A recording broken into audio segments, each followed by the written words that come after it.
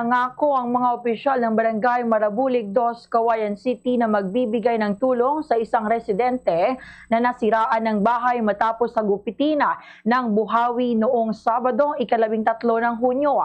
Sa panayam ng Bombo Radyo Cauayan kay Kagawad Marilu Peralta, sinabi nito na kaagad namang nagtungo ang mga opisyal ng barangay sa bahay ng biktima nitong Linggo ng umaga upang personal na tingnan ang kalagayan nito at masuri ang lawak ng pinsalang dulot ng kalamidad.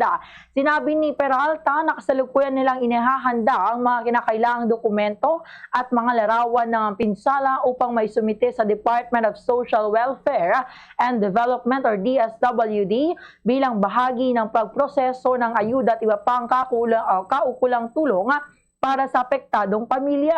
Dagdag pa niya, handa ang barangay na makipag-ugnayan sa iba't ibang ahensya ng pamahalaan upang matiyak na mabibigyan ng kinakailangang suporta ang apektadong pamilya. Samantala, tiniyak naman ng opisyal ng barangay na gagawin nila ang lahat ng kanilang makakaya upang matulungan ang pamilya na makabangon mula sa pinsalang idinulota ng buhawi.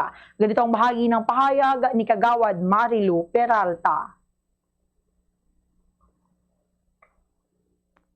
Po talaga pong on-the-up po kami nung one time nung nangyari po yun ay ginawa po namin lahat bilang isang barangay official para aksyonan po ano po yung dapat maitulong sa kay Elmer Canyaveral po. Lumapit po kami sa aming si Ma'am Chen Ibanez kung paano po siya po ang nakakonect sa DSWD. Ang sabi niya po is gagawa po ng paraan according to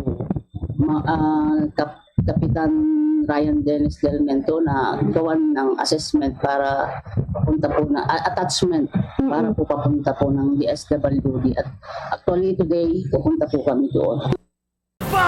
Sa Radyo Bombo!